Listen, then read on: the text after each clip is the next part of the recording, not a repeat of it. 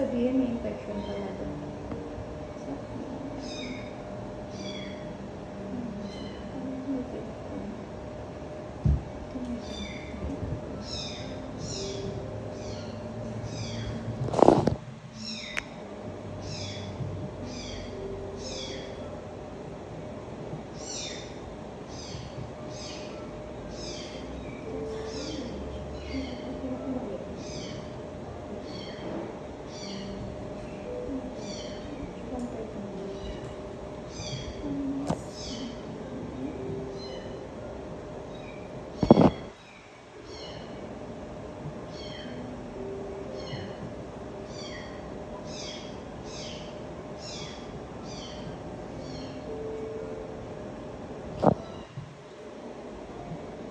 Pagod siya ngayon.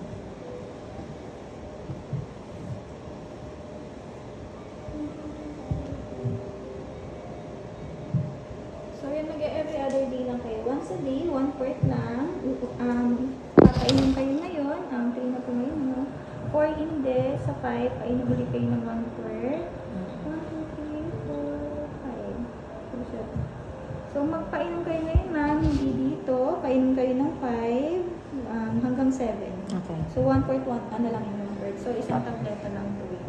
Adi. Opo. So, may Alternate. tasatin. So, basta 1 quart lang once a day, every other day per practice. So, ito pa, yung mga medications niya, yun lang, papalinis lang kasi natin yung mattress niya. So, yung Coamox po, antibiotic niya, 1.8. Safe naman to sa nagpapadede. Twice a day kayo, for 7 days muna. Since mag-uulit tayo ng CBC ultrasound agad sa March 10. And then, itong polymer block, B-complex lang po yan. 2 ml lang po ipapainom nyo kahit masyadong mababa. Pero ito, bantay natin, ma'am, kasi masyadong bagsak yan. Pag kayo nag 15%, di natin kasi alam kung may blood parasite since normal naman si platelet. So, hindi natin alam kung ano yung sumasabay ng infection. Pero yun, pagka mas bumaba pa to or mas nagtamlay siya, after 3 days from now, consider balik nyo siya dito, magte-test tayo, baka tinatamaan to ng blood parasite. Or baka kasi need niya blood transfusion. Since ang baba niya 22 lang, pag bumaba yan ng 15, yun candidate siya for blood transfusion.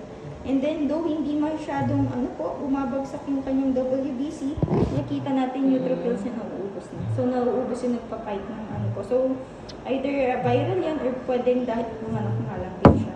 So, hindi natin din sure kung virus yung tumatama. So, okay naman yung mga ibang nagpa-fight ng infection, yun lang bumabagsak ng sa neutrophils. So, medyo immunocompromised lang since nanganak na po siya, tsaka nagpapadede. Pero tuloy niyo lang yung pagpapadede sa mga puppies. Opo. Kahit may lagnat-lagnat. Yes po, okay lang po yun. Check niyo na lang ng tuso kayo. Meron kayong